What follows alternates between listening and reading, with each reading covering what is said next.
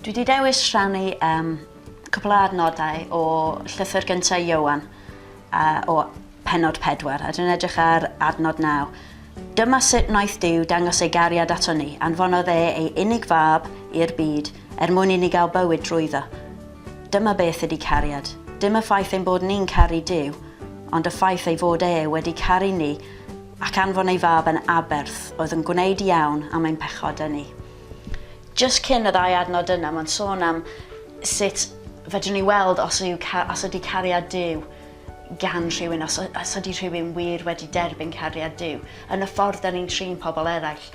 Os nad oes cariad ganddo ni tuag at eraill, yn enwedig tuag at ein brodyr a'n chwiorydd, mae'n amlwg nad ydyn ni wedi derbyn cariad Duw, a mae hwnna jyst yn traw i fi o hyd fel bach o her, ond hefyd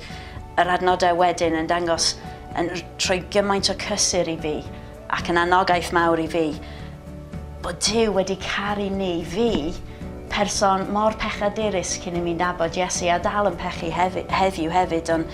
bod Duw wedi danfon ei unig fab, a ninnau yn tymor y Nadolig ar hyn o bryd yn cofio hynny,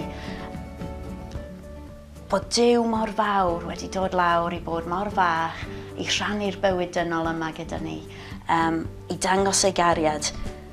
a bod y cariad yna wedyn yn dod yn fyw yno ni wrth derbyn Duw. Nid yn unig bod ni'n cael gorchymyn i mynd allan i caru eraill, ond da ni'n cael y rhodd yr ysbryd glân i gweithredu tu fewn i ni. Y mwyaf da ni'n derbyn o cariad Duw, y mwy o gariad sydd gyda ni i rhannu gyda'r eraill.